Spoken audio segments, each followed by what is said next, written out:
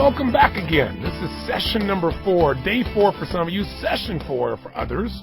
This day is about a subject that affects everything else in your life. And this whole series, Get the Edge, has been designed to focus on the majors of life. As I said earlier, most people major in minor things. They put all their attention on things that don't matter, and they make them more important than they really are and get stressed out.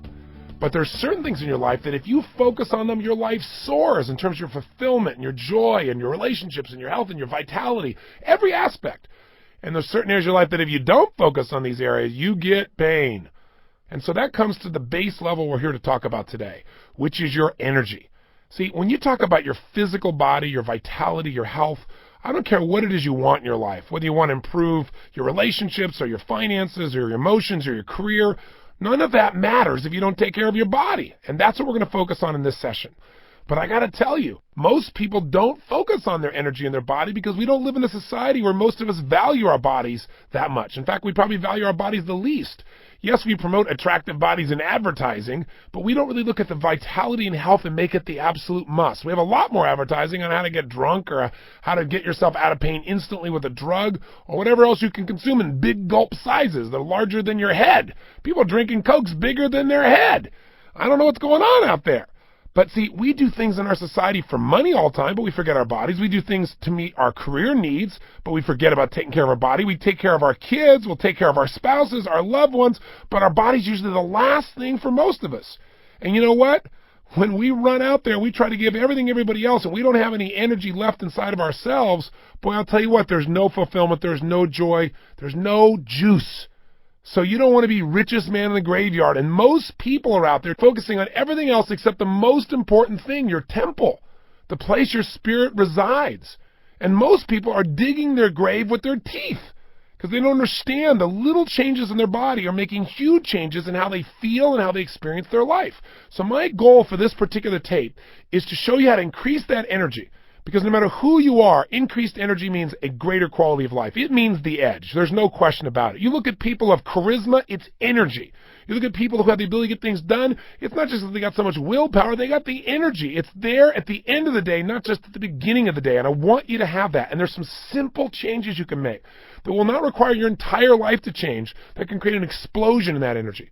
Also, if you're overweight and you want to change, and you've tried dieting, and you've tried exercising till you can't breathe, there's a reason why those diets and that exercise doesn't work.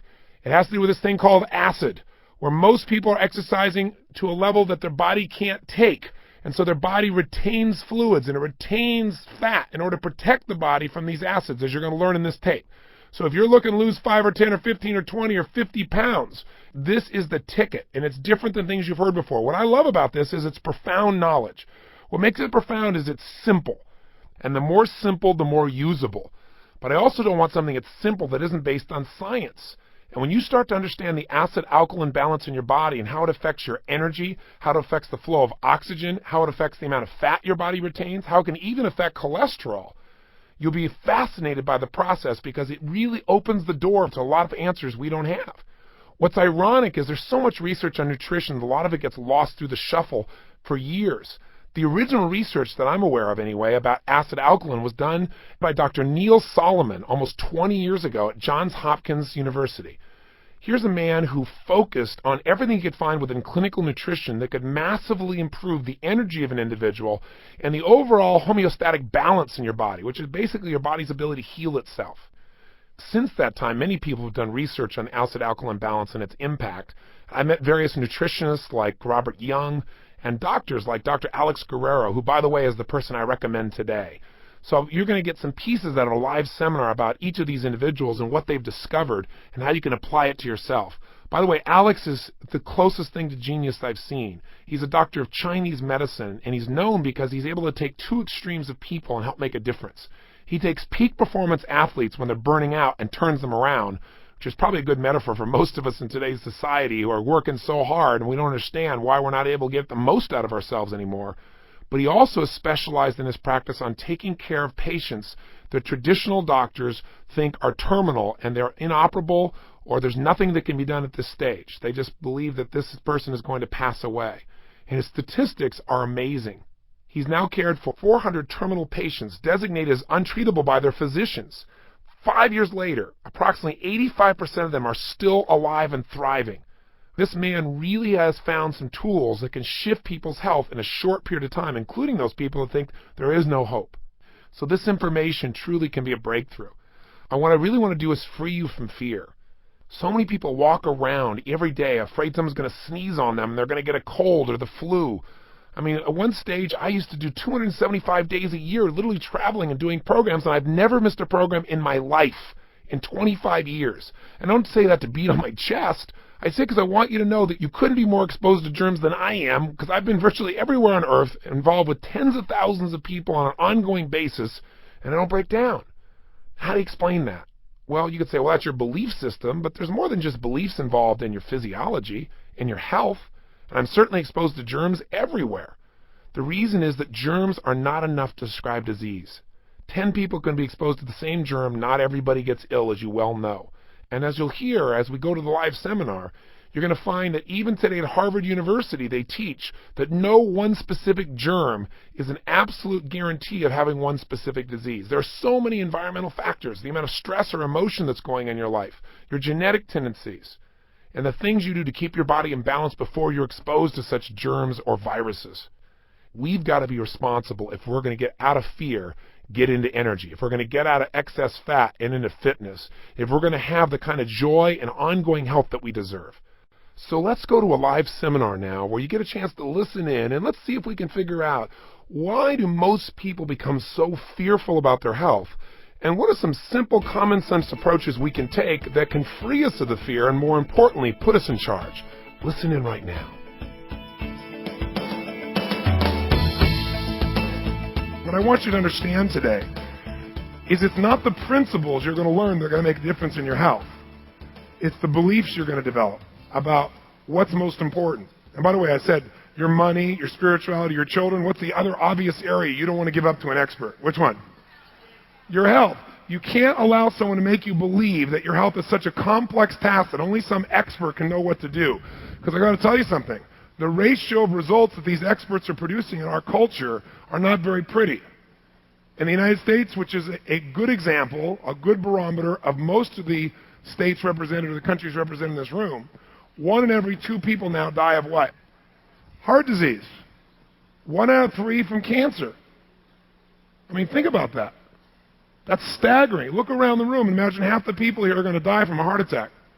That isn't necessarily true to this room. In fact, our job is to make sure that isn't true in this room, but statistically that's accurate. Then look at the ones that are left, 1 out of 3 are going to have cancer. Now, there is no excuse for that because those things are completely lifestyle driven. But what we keep doing is treating the effect rather than dealing with the real cause, dealing where the source of the problem is. That paradigm of treating symptoms is an old paradigm and it doesn't work.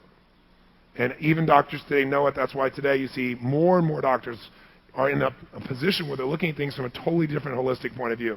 In fact, today, when most people still think germs are the cause of disease, if you read the #1 textbook from Harvard Medical School, it makes it clear that germs are not the source of disease. That you can have all these germs in your body and not have the disease. And you can have disease and those germs aren't available. The germs are a sign of life. That the biggest problem is if you create an environment that's polluted, germs are going to magnify. They're going to go crazy, and they're going to start feeding and creating their own waste. And their tearing down of the body and waste happens only because you create an environment where that's possible. If you got tons of mosquitoes and you go kill them all, which is the allopathic medicine's approach, right? Pathology is the study of what? Study of disease. Now, if you wanted to be rich, would you study poor people? If you wanted to be healthy, would you want to study people that are ill? That's the way that we've operated from. It's a backwards way of trying to figure out how to get healthy. Because it's not about health, it's about maintaining or dealing with a problem after it's occurred. And very often the way we do that is based upon this concept of the body as a mechanism rather than the body as something that really is driven by the mind and spirit. So today is about, let's open our minds to a different set of beliefs, and let's be careful about one thing. Most truth in life goes through 3 phases because there are convictions in society. First, it's totally ridiculed. Second, it's violently opposed. Because if the ridicule doesn't do it, now it starts hitting people's convictions and they get very fearful. When a man suddenly says, no, the earth is not the center of the universe, It's not the center of even the solar system. The sun is. Copernicus said this. What happened to him? First he was ridiculed, then what did they do? Stoned him. Threw him in jail. Right? Made him have to recant everything. Destroyed his books. Violently opposed. And then the third step, truth becomes accepted as obviously true. Self-evident is the word. All truth goes through those three phases. So for us as people, if we want to grow, we want to get ourselves open to as many things as possible first. And the reason I tell you that, again, is your philosophy of health is going to affect your health more than any specific thing you're going to eat or do. Because your philosophy of health is going to determine the choices you make, the way you deal with dis-ease in your body. It's going to determine really the choices you make, and the choices you make are going to determine your physical and emotional and future destiny. So be careful about convictions today. Now, the metaphor I've used throughout the years, the simple one, is look at the example of going to New York City when there's a trash strike. If you've ever been there, it's happened 3 or 4 times. Trash will pile up in the city by about the 3rd week so high on the street, it's unbelievable. And they have rats everywhere when this occurs. How intelligent would it be for you to come along and go, look at this trash all these rats brought. You know the trash was there first for the rats to come. But when we think about disease, most of us look around and look for something to blame. Whenever it looks like something's the cause, take a deeper look. It may just be a correlation. And if you respond to that as your principle, you'll live in fear, and worse, you won't change things to make it better. So what I want to give you then is a good example. Let's look at the most modern example of this, which is the flu. Let's think about the flu for a second. The flu. When does the flu have a season in most countries of the world? Yes or no? Is it holiday season or the normal work season? Quick, out loud. Holiday season. Raise your hand if it's the holiday season in your country, because in this room we have 76 nations. Raise your hand if holiday season is the primary time in which the flu hits. Raise your hand nice and high so I can see. Now, what happens during the holiday season that might add to toxicity or to a deficiency in your nerve energy where you're using more? Okay, do you tend to eat and drink even more, partying even more intensely than usual, yes or no? Plus, as you're gearing up for the holiday season, do you have your normal responsibilities still very often, yes or no? But then you have additional responsibilities, okay? Plus you have things like the outlaws are coming into town, the in-laws, right? People you're not always thrilled about that you got to have to deal with. Is there politics? Is there emotion during this time, yes or no? Even if you love the holidays and you exert more excitement, does that occur, yes or no? And in most countries in the world, the holiday season is an extreme of temperature. And in this country, it's the cold season. In some countries, it's the hot season as the holidays. But it's an extreme of temperature. Your body has to use more nerve energy to either cool yourself down if you live in a very hot environment or to heat yourself up if you're in a cold environment. When you're in these environments, you're making more and more demands of energy, and when you use more energy than you can take back, what gets shut off? The elimination process. As that happens, your body's no longer at functional efficiency. As that happens, toxicity builds up. Now, what does this look like? In this country, it starts with Thanksgiving, doesn't it? What happens at Thanksgiving? People sit together and say, it's time to give thanks for our year, for all that we're grateful for, and let's thank our body by giving it a really gentle, nutritious, well-balanced meal. Is that what happens? No. What is it? It's called pig out time. And what do people have for Thanksgiving? What do they have? Come on. Turkey. What else is on the plate? Mashed potatoes. What else is there? Gravy. Desserts. One little token vegetable on the side that nobody touches. Pure acid, pure waste, pure poison in mass. And when you've eaten so much, by the way, do you eat a lot? Eat so much you can't breathe. And you push away the table, I'll never eat another bite again. Pumpkin pie? Okay. Coffee? All right. Isn't that true? And what do you do after that meal? Do you go out and say, oh, God, I feel so good. Let's go out and take a nice run. Let's go to the movie. Let's go for a jog. What do you want to do? Boom. Your brain goes in a total overwhelm, doesn't it? Your body tries to shut down. You're exhausted. And by the way, when you have that meal that one day, the next day, you immediately go on a cleanse, right? You go, okay, I overdid it. I have the right to overdo it. But now, the next 3 or 4 days, I'm going to eat totally pure. I'm going to cleanse. I'm going to drink water. I'm not going to drink anything else but water. I'm going to make sure I get lots of nutrients. I'm going to clean out my colon. Is that what people usually do the next day? There's leftovers. Got to have the leftovers. Can't waste them. There are people dying in China. right? And by the way, is there some stress usually around this time? You bet there is. And does it end there? No, because you say, well, Christmas is coming. You know, it's the party time. So do you tend to drink more, yes or no? Eat more, yes or no? You go to the company party, right? You have a good time. You think it's time to see the boss looped. It'll be much more fun to be around him, right? You have fun. And then when that ends, you got Christmas just down the road. And you got more stress and more things trying to do, and excitement and happiness, energy. And on Christmas, you usually have a really small, nutritious meal honoring, the day that this is supposed to be about. No. You eat another huge meal. You have more partying, more innovation, and maybe even extreme of temperatures maybe too. And then on top of all this stuff, you don't finish there because New Year's is around the corner. And New Year's is the ultimate party, isn't it? And what do people do en masse on New Year's? Drink what? Alcohol is the total product of decay. It is pure acid in the system. It destroys cells. It interrupts everything. It overwhelms the body. Now here's what's interesting. When does the flu season hit? That's right. It always shows up late December, early January, usually right after the 1st. And year after year after year, this bug shows up. And by the way, people know it's a bug. They wake up. And what are their symptoms? What are the symptoms of the flu? Nausea, vomiting, diarrhea, fever, chills, aches and pains. Are those the symptoms of a body that's been poisoned? Yes or no? Are those the symptoms of a body trying to get rid of poison? Yes or no? But when we look for the cause of this to deal with it, we look because we've been conditioned that it must be a germ. So we look for the germ. We look for the flu virus. Not even a germ anymore, not a bacteria, something that actually is alive. We look for a virus. Doctors in this room, correct me, doctors, if I'm wrong. A virus has never been proven to be alive. None, ever. Everything that's alive has several points. It consumes things on its own. It eliminates things, and it has its own free movement. No virus has ever been proven to see that. To see a virus, you have to have an electron microscope. They judge them by shapes. You're seeing now modern medical schools are actually talking about viruses may just be pieces of spent cells. We see them in a particular area, and we think it's the cause. There's no more the cause than the rats are the cause. You got to get this waste out. You must cleanse and detoxify your body. If you don't, you're going to pay a severe price.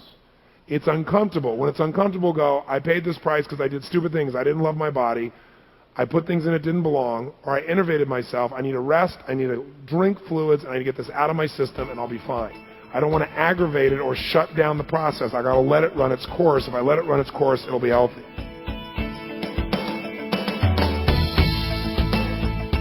So I just wanted you to listen in on this seminar because I wanted you to realize you don't have to live in fear.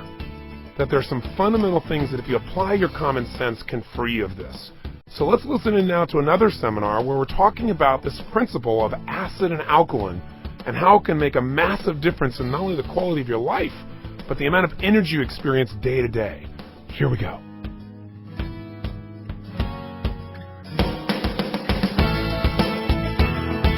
Thank you. Well, I came back.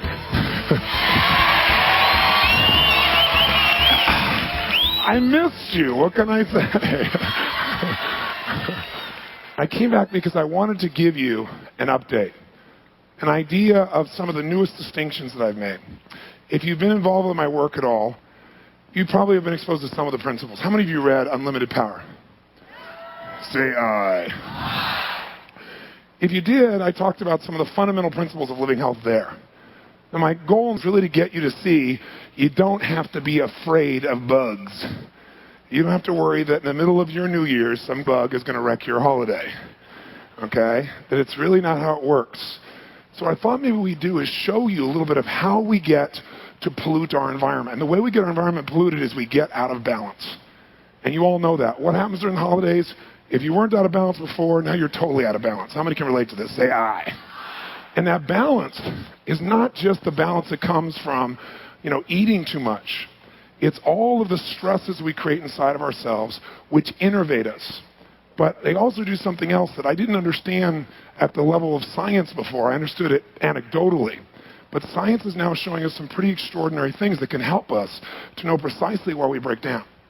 Now, to give you an example, think of what your body is. Your body is really this unique system that's working on basically electrical currents tied with magnetism. So think of it as electromagnetism that's actually running you.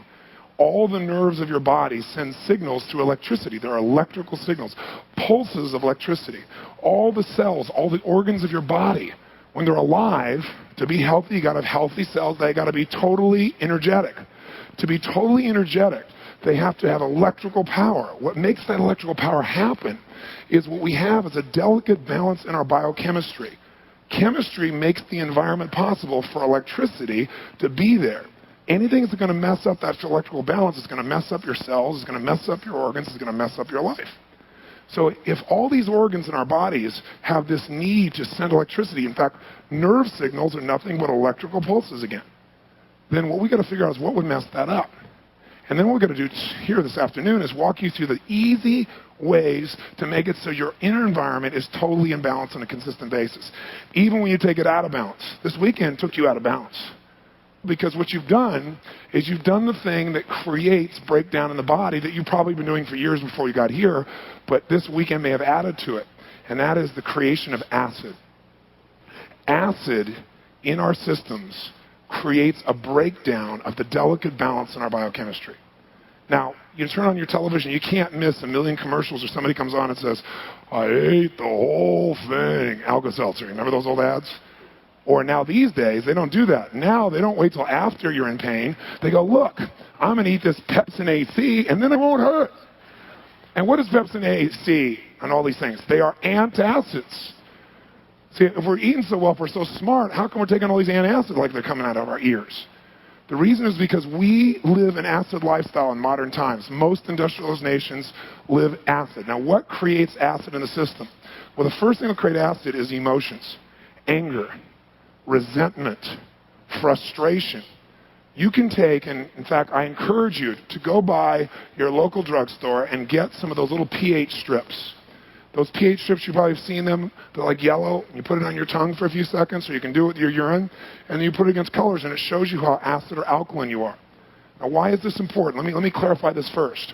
Your body, to maintain this powerful, energetic, electrical current in you, has got to have a certain pH, a certain basis of what's called acid and alkaline in the system. It is as important as maintaining the temperature of your body. Your body has to stay at what temperature? Quick. 98.6. Well, here's the other number you better know. On a scale from 1 to 14, 1 is pure acid, burn a hole in steel, and 14 is purely alkaline. The middle then, the balance would be 7. Our bodies need to be at 7.36. That's the ideal, which is slightly alkaline. Now, there are portions of your body, like your stomach, has hydrochloric acid in it, and in that area, right, you're going to have more acid. But I'm talking about your blood. The blood, which is the river of life. What takes the oxygen everywhere? The blood. You know, what brings the nutrients? The blood. The blood is the basic source of everything. So your blood has got to be at 7.36. In fact, this is so important, guys, that if this figure were to vary 1 or 2 points, you would die instantly. Because what happens is it would change the chemistry where there'd be no electrical power. And imagine an electrical power plant that somebody unplugged. Everything stops. Your organs, your cells, everything shuts down. You're dead. That's how important alkalinity is to your body. Now, most people, though, are constantly testing the body's ability to do this. For example, we go to a cold environment, what does our body do? It compensates, right? It figures out what to do to try and speed up, try and get that warmth to the body so that we can survive. The same thing happens when you take in a lot of acidity in your body. Your body rushes to figure out how to deal with this. Now, the way the body deals with excess acid, and again, what brings acid to the body? Emotions are the first thing that most people never even think about. When you worry, I mean, how does it feel when you worry?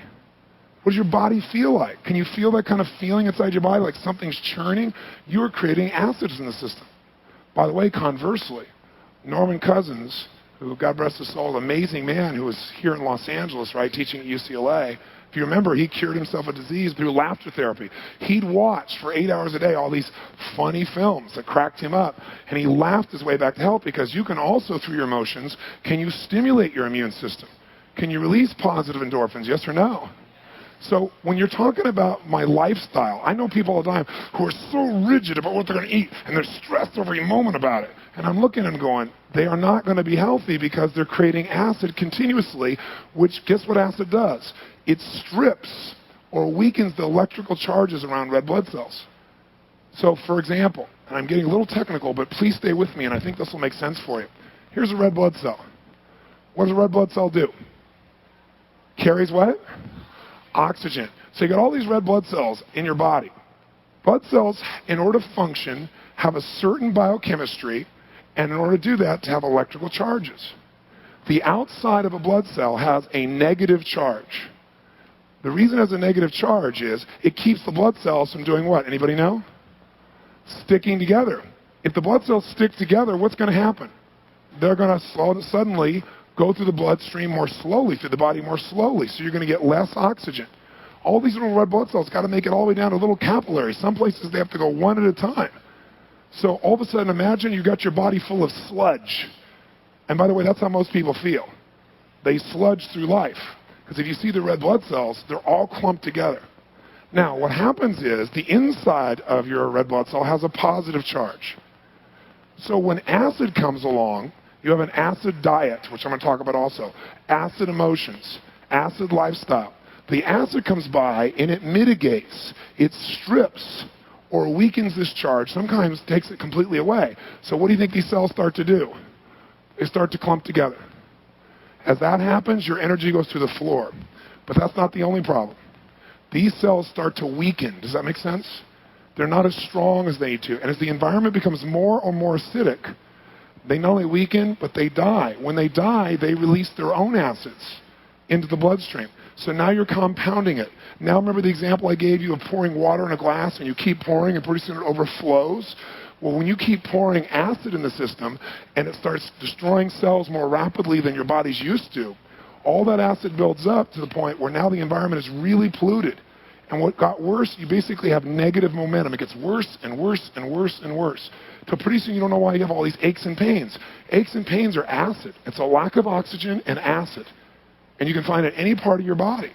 So what we've got to do is we've got to maintain this balance. You know what your body does? Your body's intelligent. It's ready for this. It's designed for this. Except it's not really designed for what we do to it. Our bodies were not designed for us to be able to process every food the way we do in modern times. And to take in the things that we drink and eat that have no basis in nature whatsoever. So we're putting all this acid in. So the body does, it says, my God, we have an emergency here. We've got to solve this. So the body uses stores of alkalinity to neutralize the acid. You have alkaline reserves, they're called.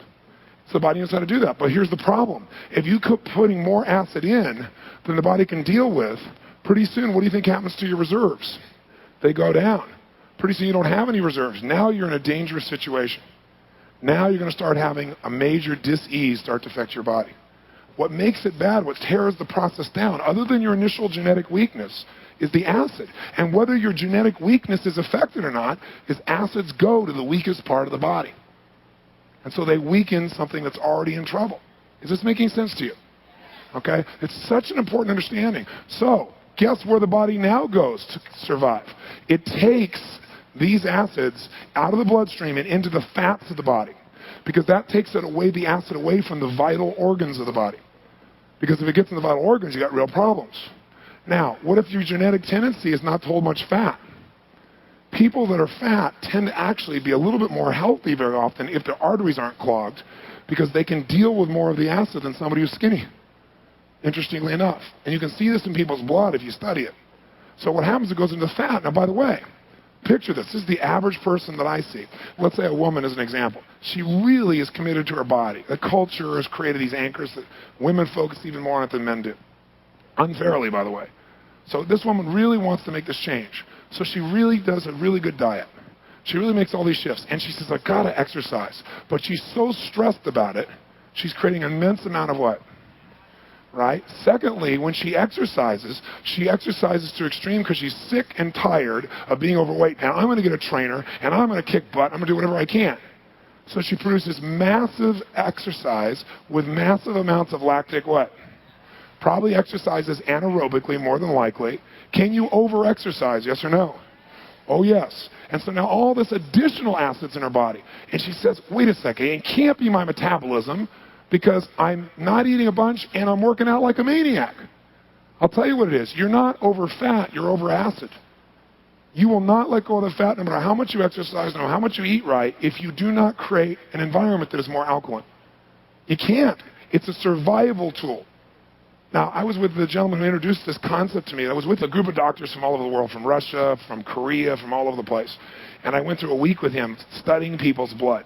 And I just did it as an amateur. I'm not a doctor. There's nothing I can use, but I like to understand this stuff with precision. I'm a maniac for that. And while I was there, a group of his patients came in. He's a microbiologist, right?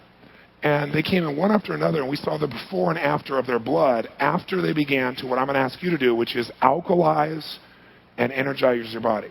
We're going to make sure you get a lot more alkalinity in your diet and in your fluids so that your body can deal with this and not have to pull from your reserves.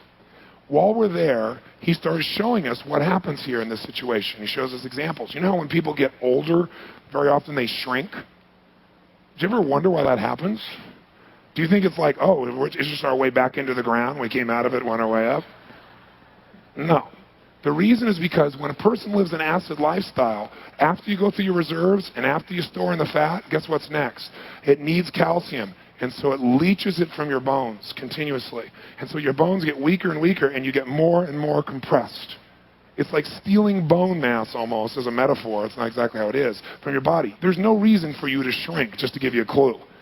Okay? The only reason you shrink is because your bones are weak because you're so acidic, and your body is leaching from it. And you'll begin to break down in all kinds of other ways too. Your muscles get flabby because acid eats it away.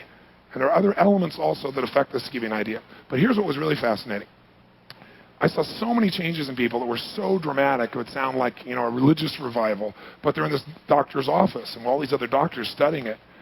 And one woman, which was really neat because she's been studied since she was 14 years old by the NIH, the National Institutes of Health, which is the place that you get the definitive answers in the United States anyway. And so the National Institutes of Health studied her and her entire family, but her personally since she was 14, this woman. She's now 37 years old. The reason her family's been studied is because they have hypercholesterol. There's no one in her family with less than 450 in cholesterol. Yeah, if you're not familiar with it, around 200 would be reasonable. 450 is off the chart. I mean, you're a walking heart attack, basically, right? So, and by the way, that's what's happened. Her father died at 43. Her mother died at 41. Her sister died at 39. She's 37. And the NIH and the University of Utah both have studied her, but the NIH since 14, and they try to use their family as an example, and they tried every diet they could on them, every kind of treatment you can imagine. They put them on low cholesterol, no cholesterol diets. And their cholesterol still rises or stays the same. They've never been able to reduce it. This woman has been doing what I'm going to show you today, alkalizing and energizing, practicing everything I was teaching before, but adding the focus of alkalinity to her diet, drinking a green type of drink that brings more alkalinity into the body. She's dropped 50 pounds in the last 6 weeks. She's never been able to lose weight. Why? She had so much what in her body quick. So her body's hanging on to it. Now the body's alkaline, it's just going like crazy, and she's not working out half as hard or anything like that. But the second thing is she's lost already 190 points off her cholesterol in 6 weeks. Nowhere in her entire, that deserves a hand, I agree. Give her a hand. All right? What's cool about this is it's, documented by the NIH because sometimes individual researchers do their thing and people go, so it's really outstanding to be able to see that. So why would her cholesterol go down though? Cholesterol, you don't need any more cholesterol. Your body, as most of us know, makes cholesterol. The only reason you get additional cholesterol is you're eating animal products. So you're eating the cholesterol of other creatures and putting it in your body. So with their dead mass, you're taking their cholesterol. All right? Doesn't this sound attractive? Okay? But here's the real problem. You get your body where your blood, you put more acid in. Your blood's got to stay at 7.36 or real close, right? So it's got to do something. Now, it tries to use your fat stores. It tries to your alkaline reserves. It tries to do anything to balance it out. Let's say that you've maxed out those things. And all this acid is going to run through your arteries. What will what will acid do to your arteries? It'll burn a hole in it like that. You'll be dead. You can't have arteries with holes in them, right? So the body says, we need a binding agent. We need something to grab a hold of this acid and protect the arterial wall. So it secretes or gathers, if you've had additional cholesterol, the cholesterol, and it puts it on the wall to protect the sensitive linings from all the acid. And by the way, there's no downside of that if you were to then change your diet. But if you keep being acid, the body keeps adding cholesterol until pretty soon there's no room for the blood to go through. But it's like, do I die now or do I got a chance of survival? Does this make sense to you? I mean, this is breakthrough stuff. Now, let me tell you why I'm telling you this and why I found out about this, because I've lived a pretty energetic lifestyle for most of my life, prided myself that I can rock the house, whether it's 2,000 people or whether it's 20,000, for as long as the day can go by. And I did it because years ago I made a huge shift in my life, which is this dietary approach that I'm describing to you, and this lifestyle approach. And I freed myself of the fear, which took away some of the acid by itself. Right? You heard earlier I described I was always afraid early in my life I was going to die of cancer. That'll create some nice acid for you.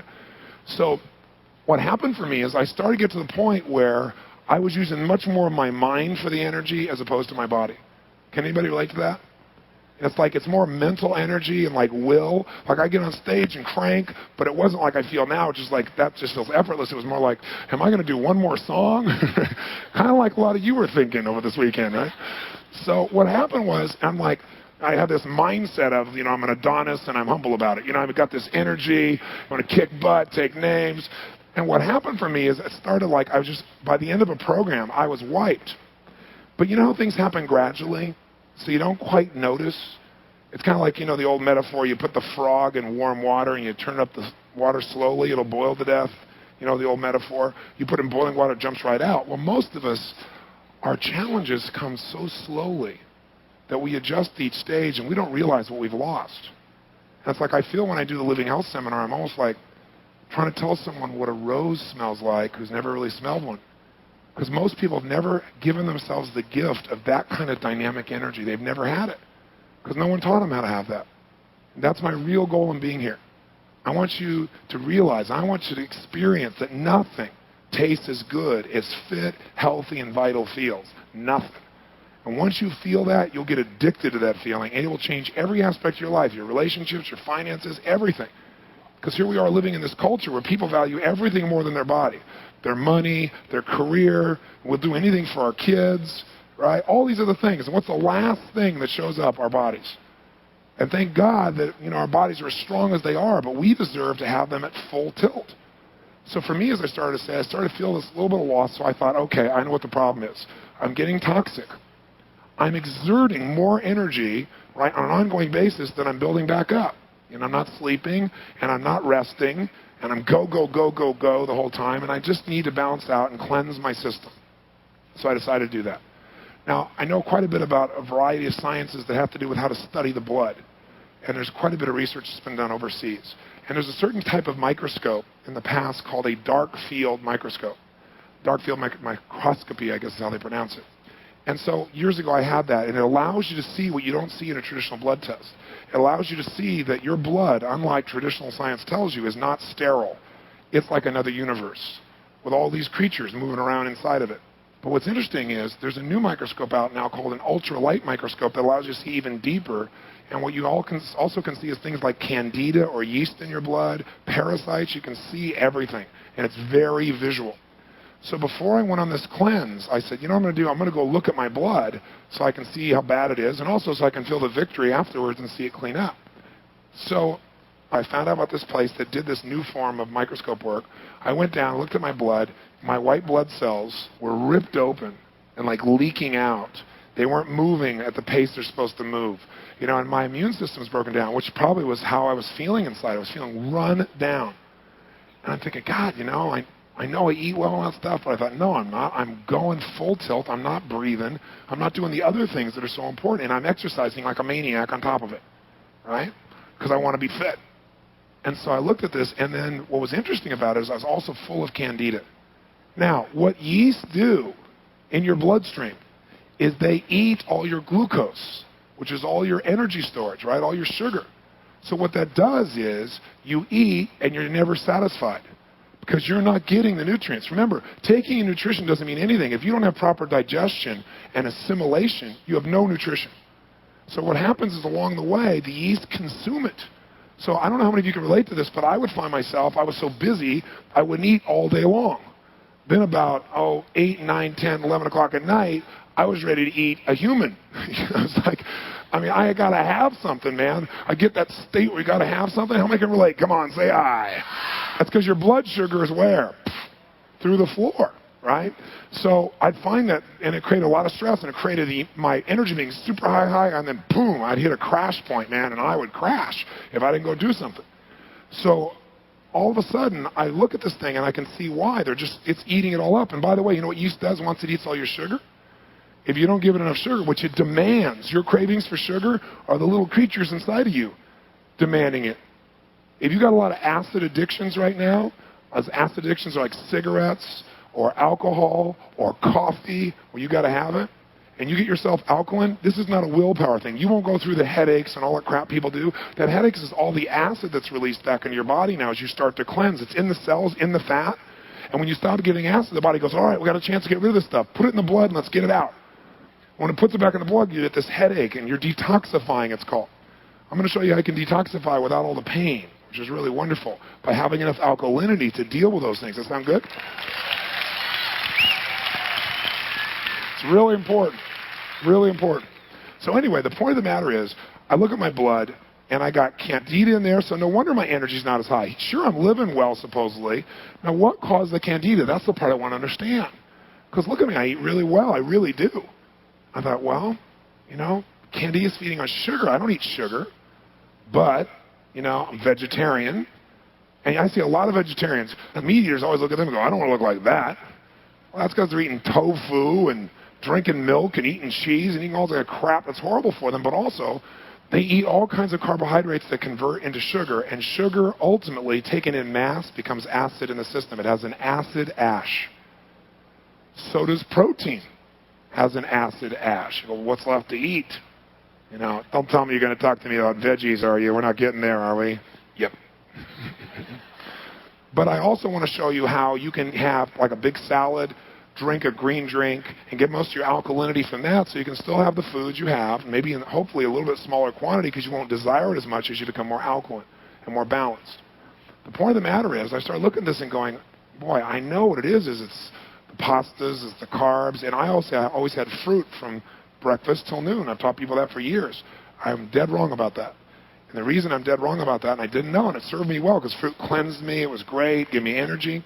What I didn't realize was we live in a society where most of our food is processed. And as we're eating all this processed food, we're getting so much acid that eating a bunch of fruit on top of it adds that much more sugar and creates more candida. How many follow that? Okay? So I'm not saying fruit's not good. I'm saying you don't want to consume excess amounts of it, especially if you've got a diet that has lots of other carbs in it, because you're creating an environment. Now follow me. We'll come full circle now.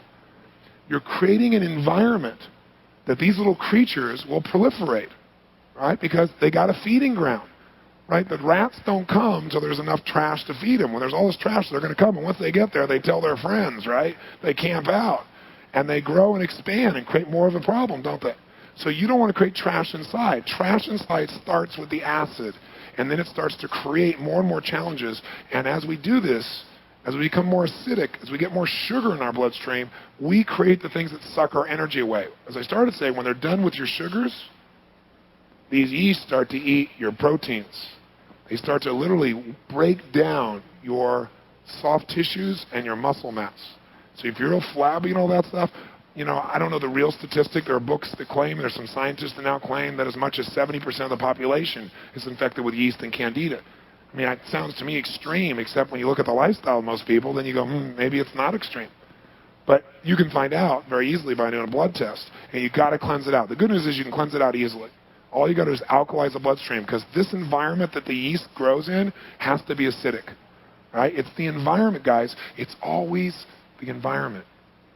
And the good news is we're in total control of that. And by the way, even your teeth. Think about this. If you talk to your dentist has been educated, they'll tell you sugar doesn't burn holes in teeth. It's the sugar as it metabolizes into acid, which all sugars do, it drills a hole in your teeth. It's the acid that does that. Now imagine that acid going through your organs, through your tissues. Imagine that you have a genetic strengths and weaknesses. If yours is in the prostate, gentlemen, the acid will go there. And that's where you're going to experience the biggest problem. If it's in your breast that's that situation for a woman, it's going to go there. It's going to go wherever your weak point is. If your liver's weak, it's going to go there. The weakest part of your body is where the acids will settle, because that part of the body can't clean up the mess as quickly. Does that make sense? And so then you pay the price in your weak place. So you must be alkaline. This whole conversation is, number one, how do we alkalize the body? Why do we alkalize the body? Because we've got to have the 7.36. And again, you can do this. You can go pick up those things, put it in your mouth, and see where you are. So anyway, the point of the matter is, I went and got this blood test to finish the story. I said, what do I do? They said, here's the things you should do. And they said, in 30 days, you can have this totally turned around. I said, show me some examples. So they showed me before and after people's blood. Being visual, that convinced me. So I said, great. So me a woman had breast cancer and what her blood looked like. And it scared me because mine was moving in that direction, that kind of breakdown. And they showed me 30 days later and blood was perfect, right? And she's fine.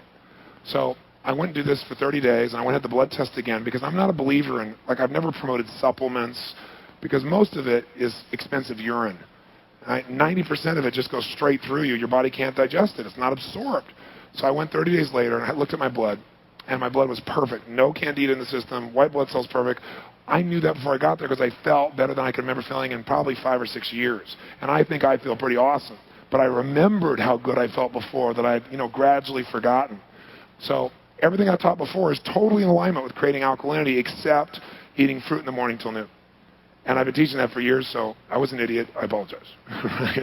But it really worked for me. I mean, it worked at the time. But it has a cumulative effect if you're doing all these other things too. So I'm not suggesting you can't eat fruit. And I'm going to now become very specific about the principles. But I wanted to give you this overview. Does this make sense to you? Okay? Now I want to tell you one other thing. There's 2 words, alkalize and energize. Alkalinity, you now understand how important it is. How important is it? It's life and death. That's how important it is. You got too much acid, are you likely going to have difficulty losing weight unless you have a genetic tendency not to keep weight at all? Yes or no? I guarantee you're not going to be able to lose weight if you keep your body in an acid place. Or if you lose weight, it'll be temporary and you'll gain it back. So you got to understand, this alkalinity is the whole thing. So you got to alkalize and you got to energize. Now what does energize mean? It means, remember, every organ in your body works on this microelectricity, this electrical magnetic frequency. And all of that is happening in your system. When you're eating foods, foods only provide value when they can be converted into the elements necessary for this chemistry that allows electrical charges to continue. Food actually gets to the organs through these little electrical charges. That's how things are moved around within the system. Are all foods equal? Like, are all carbohydrates equal in the amount of electrical, alive energy in them? Yes or no? Your common sense knows the answer to that is no. Absolutely not. So we must avoid foods that take away more energy than they provide. Your body operates on a subtle electromagnetic current. Nerve signals are, in fact, electrical charges. Your brain, your heart, all the organs in your body really emit these fields of electrical current. And your cells communicate with each other through pulses of electricity. When we eat food, our food breaks down into the food particles to their smallest size, called colloidals.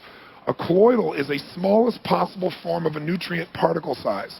The usual size is, I don't know how to pronounce it, certain microns in diameter. These nutrient particles are then carried to cells via electrical charges. If we eat something, guys, that's lifeless, that really doesn't have the electrical charges in it any longer, then you're not going to get the energy that your body deserves. So you won't get, as I said here, the food itself is taking more energy than it's giving if it doesn't give you enough electrical charges. So for example, what kind of electrical charge is available in chocolate cake in megahertz? 1 to 3. Now, by the way, a tumor has 30 electrical charges, to give you an idea, by comparison. A Big Mac has 5 megahertz of energy. Now, before you look at that, maybe I should give you a frame of reference. Each of the organs of your body has a certain amount of energy, electrical energy, that can be measured in megahertz for it to be functioning healthfully. The average of your core organs, like your brain, your heart, your lungs, is 70 megahertz. So just think about this. If you need 70 megahertz of energy, and your primary diet is made up of Big Macs, 5 megahertz. Chocolate cake, 1 to 3 megahertz, right? Are you going to be in an energy deficit or an energy abundance? Deficit. And so your energy is going to be low. Now, let me ask you this. If your energy is low, will the organs of your body be working at their total functional peak efficiency, yes or no? So if they're not working efficiency, and let's say part of that is cleansing or providing what your body needs, then those systems start to shut down and you build up more toxic waste. That's just natural. Your body normally will get rid of, but you're no longer having enough energy to function properly. So you go through this slow decline most people call aging. Does this make sense? So take a look here, if you would, and you'll see some of the other foods we've got here. Vitamins. I mean, most vitamins and mineral supplements are 10 to 30 megahertz, and that's if your body can absorb them. Raw almonds are 40 to 50 megahertz. If you saw me snacking during the break here, I grabbed something, that's raw almonds I have up here. I have cucumbers, too, which are super high. Your liver is 55 to 60 megahertz. Your colon, 58 to 63. Your stomach, 58 to 65. Top of your head, 60 to 70. Your feet. So you can see your body's basically in that 60 to 70 range. Fruits do provide. You see this? They provide a lot of energy. They're alive. Green vegetables are the highest, 70 to 90 megahertz. Plus, green vegetables, ladies and gentlemen, are extremely what? Anybody know? Alkaline. We want alkalinity, and green vegetables are some of the most alkaline things you can take into your body. Next is you'll see live, fresh wheatgrass, 70 to 90. Your brain is 72 to 78. How many of you love a rose? Like you get in the presence of a rose or you smell a rose, it just feels really great. How many have that feeling? Say aye. A rose has 320 megahertz coming out of it. It's like you get this charge. All flowers don't do that to you, do they? Some have more than others. And what the feelings you're having are actual electrical charges that you can experience if you measure them. It's fascinating. And then I'm going to show you a green drink that's between 250 and 350 megahertz. When you drink it, you'll feel like an immediate sense of charge of energy because all the charges your cells need are available immediately, plus it's alkaline. So it's available there. Now, how many would agree that the real challenge that most people have is not some bug is attacking them, but the real challenge that they have is their environment has basically been compromised. That they've done things probably in their lifestyle, consciously or unconsciously, that have put the body in a weakened state, has caused the environment to be polluted, and now problems are building on top of each other. How many buy that theory? Say aye. Okay, if you buy that theory, then the question is, how do we get there? How do we get imbalanced? And then the second question, the more important one, then is, how do we get that balance back quickly? The first thing that happens that takes us out of balance is there's a disturbance. Now, what could disturb our bloodstreams, disturb our environment? Well, as I start out with again, negative thoughts, negative words, negative actions, those emotions, do they have an impact on our bloodstream, yes or no? Absolutely. And you can feel it, can't you? You know it's visceral. You know your whole body starts to shift when you go in these states. Now, after you have that experience, try adding to that a polluted environment. Do you think breathing, I should say, all the smog in the air makes you alkaline or acid? What would your common sense say? Totally makes you acidic.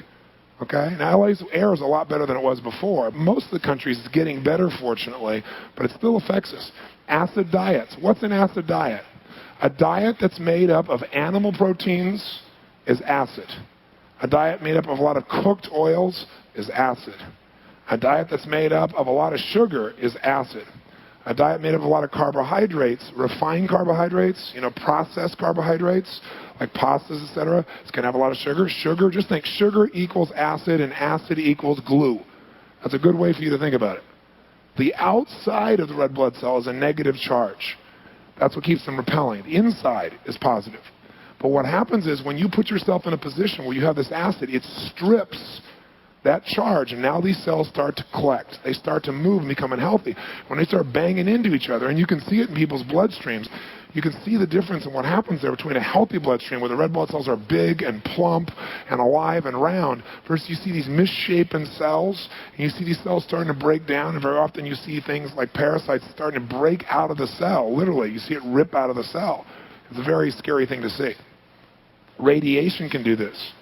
We're in front of these screens all the time, most of us, right? Using computers now. We have all this stuff that we don't know the impact on. So we don't have to live crazily, but we want to avoid any excess radiation because could that disturb the delicate balance, could it, of the electrical magnetic part of your body? Yes or no?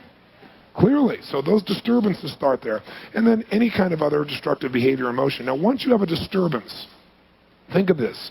Irritation leads to mutation, right? That's where it can go. So when something gets irritated, it gets out of balance. It gets out of balance. It either weakens, dies, or mutates.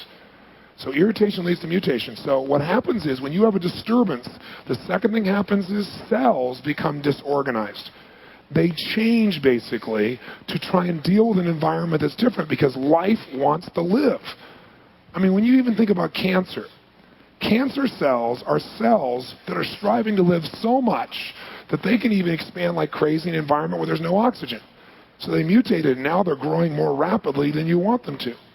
It's actually life moving forward, and it's adapting to the environment we give it to. So when you disturb yourself, some disturbances are huge. A car accident, is that a significant disturbance to your body? You bet. That ruptures cells. When you rupture cells, do you think there's more acid in the body or less? Quick. More acid. The body's got to deal with that. You know, so much of it can really be a trauma to the system. But when you get disturbances, cells disorganize so they can adapt to this environment. As they do that, the third step is you get a compromised environment. What that means is cells start to really adapt now to this morbid environment, this environment that is not healthy. And all of a sudden now you have healthy cells becoming what? Unhealthy cells. I mean, you can see this under the microscope with people in their bloodstreams. And all of a sudden you have these things called germs that start to grow like crazy, like bacteria and yeast and fungus and molds, because now you've created an environment in which they can feed. You've created a place where they get to live.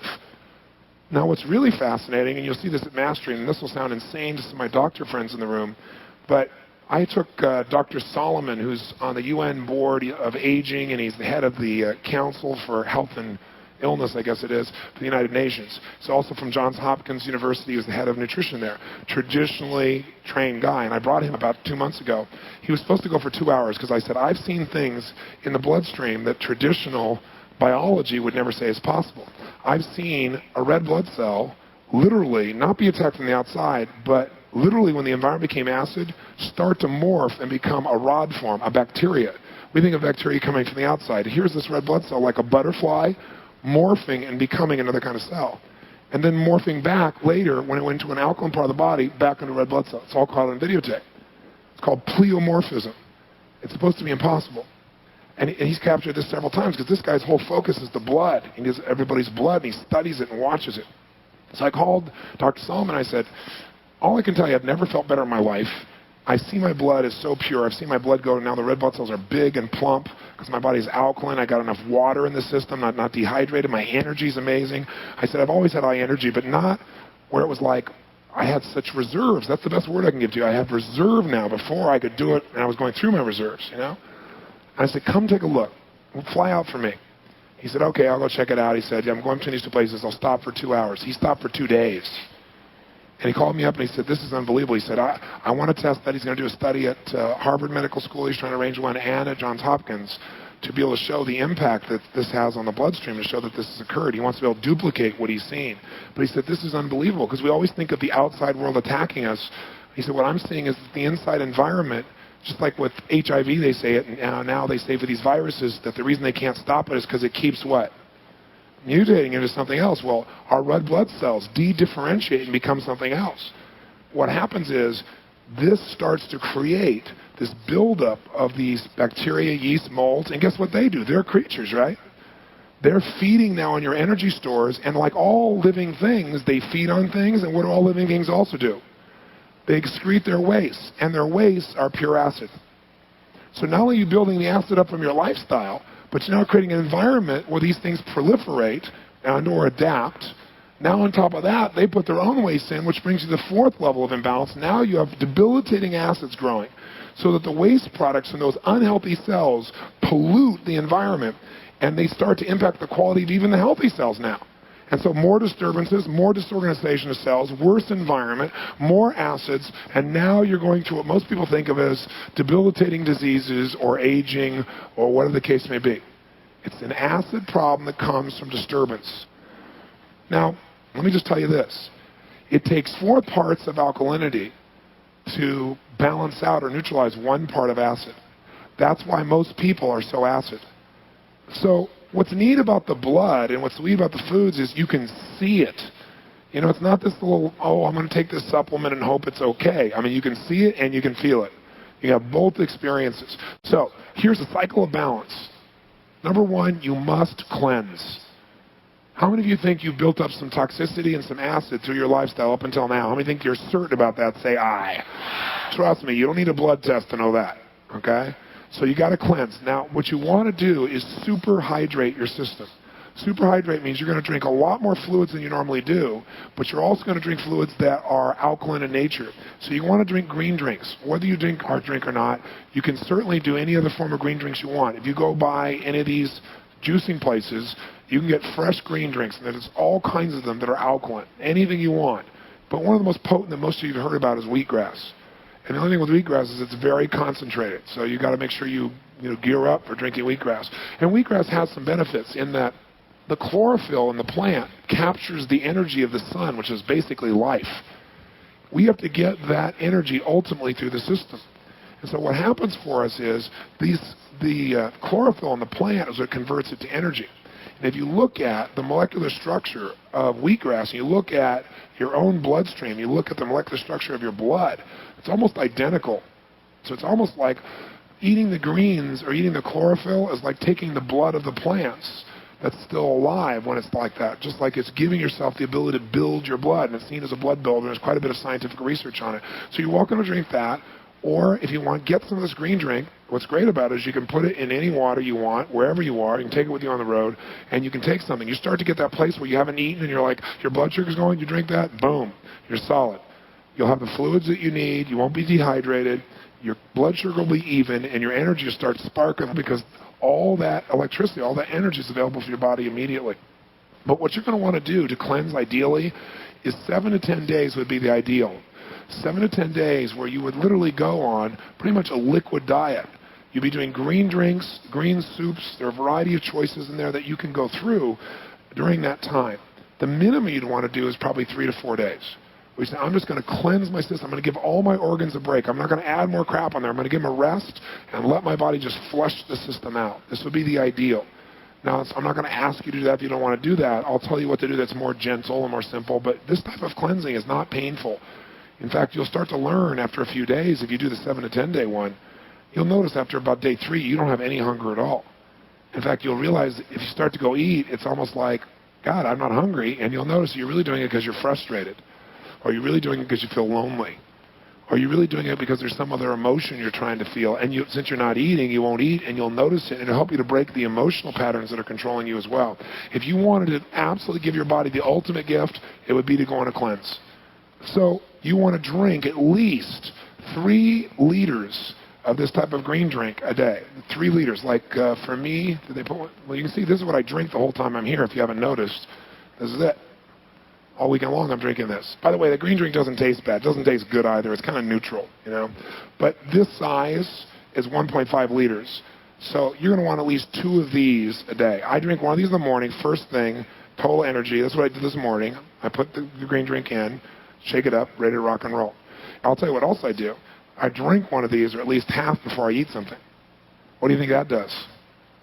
Hunger is gone. You don't overeat. You also feel more alkaline, so some of the things you'd normally be addicted to, you'll find that addiction starts disappearing really fast. So, we want to cleanse. How many understand what we want to do here? Say aye. What's the key word to cleansing? We don't want to hurt our bodies. We want to super what? And by the way, in a cleanse, you would ideally not bring any other food in, right? This superhydration is not just 7 to 10 days. This is every day for me. Does that make sense? If I'm really superhydrating, then for me, I'm drinking 3 of these. Okay, to give you an idea. Maybe even 4 sometimes, which I thought would be impossible. But I'll tell you what, if you do that for just 3 or 4 days, if you guys did nothing out of this day, you said, that Robbins, he's a nice guy, he's a little crazy, but I'll do this for 3 or 4 days. By the 4th day, you won't believe how good you feel. I mean, aches and pains and stuff you have will be gone because you have so much alkalinity in your system, your body will have a buffer to deal with that stuff. It's fantastic, absolutely fantastic. Okay, so we cleanse. Second thing we do to get back in balance is we interrupt the destructive pattern that's creating the problem. So that pattern might be the way you're using your emotions. You go, you know what? I learned all this stuff this weekend. I'm not going to indulge in this anger stuff. I'm doing anger. And I'm doing depression. Let me breathe. Let me change. And you make a shift. Maybe the pattern is you keep eating like hell. Well, you got to break the pattern. Because if we cleanse and then you go back and start doing the same stuff, eventually you'll be back in an acid state again. Does that make sense? Now, by doing all this alkalinity on a regular basis, you start to balance it. But remember, you don't want to build up any more acid than you need to. Then the third step is we need to provide the body what it really needs. Once we take control of those patterns, provide it what it needs. And there's a metaphor. It says every man needs a good woman. In fact, every woman needs a good woman. Like a good mom. Okay? All right? And what woman stands for is you've got to give the body what it needs, which number one is what? Water. Number two is oxygen. Does that sound familiar? Number three is minerals. And again, it's not only minerals, but you'll find, how many of you know of a genetic weakness that you have, either by your family history or by yourself, like a heart or lungs or something of that nature? How many are familiar with that? Well, if you know a genetic weakness, you want to provide those minerals or needs directly there, and you can do your own research. You've got A for woman is alkalize, and N is provide the nutrition and diet. What that'll allow you to do is put your body back in balance. When it's in balance, your biochemistry is where it needs to be. The electrical charges are there. The cells are vibrant. They're alive. There's lots of what? Energy. And you start feeling good, being good. You think differently. You feel differently. Your skin changes. Everything shifts in your life when you put yourself back in balance. So how do you get in balance? Number one is what? Cleanse. Number two is break the pattern by taking control. And number three is provide what it is you need. Now, here's what we've done so far. We've freed ourselves, if we're intelligent at this stage, from fear. Because we understand things don't just attack us. We've got to create an environment that feeds it. How many buy that? Say aye. Two, we've identified specifically the foundation of this, which is getting out of balance, because we create disturbances, or we get an environment that disturbs our cells. They disorganize. They get an environment now that's compromised. They mutate. They respond. Those beings or those creatures create their own waste products, and those acids then continue the cycle till we get more and more unhealthy. We know to get balanced, we got to what? What's the first step? What? Cleanse. I want you to remember that, because the way we're going to live is one that's a cleansing lifestyle, not a clogging lifestyle. All right, we're going to have that as part of our mindset. Second thing we're going to do is going to take control by interrupting patterns that don't serve us. And third thing is we're going to provide the body with the core nutrients it needs, a good woman.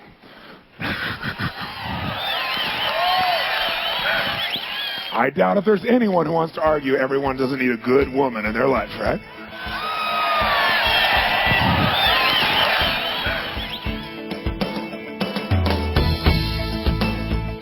All right, back to me personally now. As we wrap this up, here's the secret to this. First of all, does it make sense to you that you've got to provide your body with more alkalinity to stay in balance? Sure it does, because we all live stressful lifestyles, acid lifestyles. And you've got to remember that if you're going to live an acid lifestyle by the way you eat or by your stress, the way you're living, remember it takes 4 parts of alkalinity to balance out 1 part of acid. If you'll just create this balance in your life by drinking more water, by drinking a green drink or wheatgrass, giving yourself enough greens, the changes can be miraculous. I've seen it in my own health and energy and the people that I care about and the people I meet every day. It's such a simple change. All it is making a simple addition to your life, yet the improvements in your life are so radical it's almost hard to imagine. I'll give you a really good example. I had a young man who was sent to me by the Make-A-Wish Foundation. His name is Sean. And Sean came to me because, as often the Make-A-Wish Foundation will say, this is a person's last wish. He'd like to meet you. So what I usually do is I say, have him come to one of my 3-day seminars if they're physically capable. We'll do whatever it takes to make them comfortable, because in those 3 days, in that revolution for their life, and that Unleash the Power Within program, they're going to experience things that will shift their beliefs, their emotions, their entire life. And then I'll spend time with them afterwards for an hour or two just hanging with them, as opposed to just having lunch. So in this case, they brought me this young boy, Sean. I think he was 21 or 22 years old at the time. Unfortunately, he had stunted growth, and he didn't stand much taller than my knee. He was in a wheelchair. His bones were so brittle that when he came to do the seminar, and it was time to do the part of that seminar called Fear and the Power, the first part of the seminar is teaching people how to overcome any fear and take action in spite of it. It's the thing that stops us all. So it's a pretty powerful seminar. On that very first night, I have people walk across a bed of burning hot coals between 1,200 and 2,000 degrees Fahrenheit. No one has to, but everybody ends up doing it. Because once you see how to break through your fears and you know what to do, you just take action, and everything shifts. After doing that, anything else you thought was difficult seems pretty easy by contrast. So he couldn't physically walk, obviously. And so his parents handed him to me, and as his dad was about to hand him to me, he said, open your hands and just hold him in your open hands. And he said, don't squeeze at all. If you squeeze at all, you'll break his bones. If he coughs, he breaks a rib. That's why his prognosis was for death soon. His bones were that brittle, if you can imagine.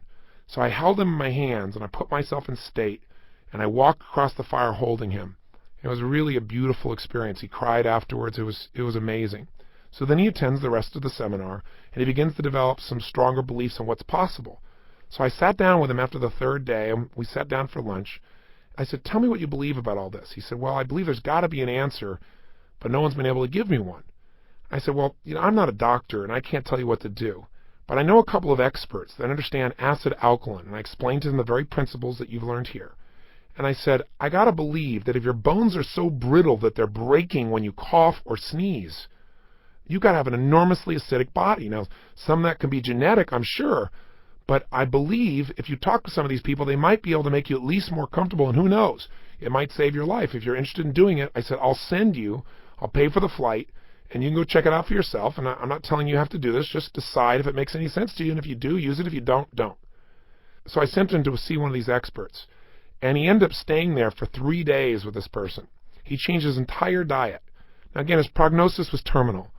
I spoke to his mother, and I spoke to him, and he was feeling better and better each day. Well, that could be anecdotal, obviously. Interestingly enough, within 6 months, he was still not only alive, but he was stronger than ever. He was able to cough or sneeze without any fear. Within 12 months, and if you saw him today, he showed up at one of my seminars to surprise me one day. I hadn't seen him in a year.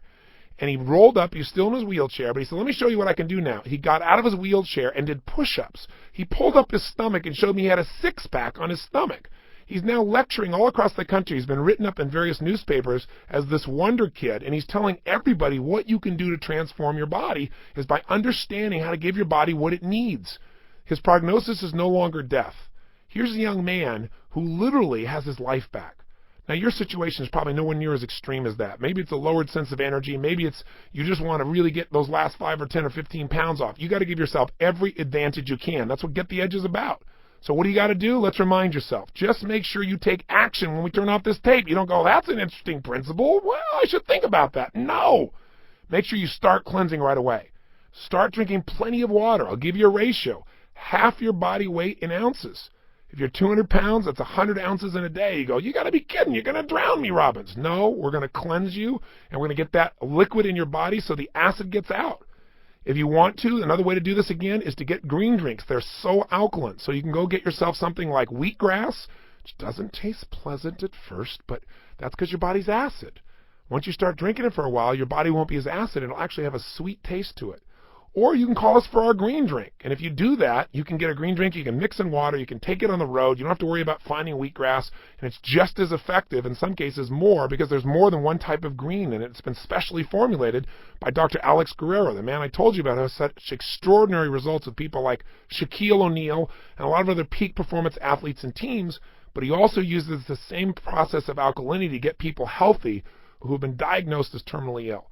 So if you're interested in drinking that green drink, give us a call. You can reach us at 1-877-GO-4-GREEN. That's GO4-GREEN. Or the real number, for those who can't remember, Go for Green, is simple. 877-464-4733. Again, if you're interested in getting the green drink or any of our Inner Balance products, all designed by Dr. Guerrero, give us a call at 877-464-4733. But you can do it on your own. You don't have to do it with us. There are many ways to get your body in balance. Do whatever makes sense to you, but do something so you can get started right away. Remember, don't ever leave the sight of understanding or of setting a goal without doing something towards its attainment. It's time for you to have more energy, isn't it? Isn't it time for you to get your life at the highest level of energy possible? If it is, make sure you do something right now. We talked about it here. If you want to experience more energy than you've ever had before, call us or do something now as soon as this tape is done. Our next session is about the mastery of emotion. You know what? Whether you're happy or sad, depressed, frustrated, angry, or filled with joy, excitement, and passion is a choice. There are a couple of physical triggers that you can take hold of that once you understand them, you'll know how to use your emotions instead of have your emotions use you. That's our next session. I hope you enjoyed this session, and I'll look forward to talking with you again tomorrow. Till then, remember to live with passion.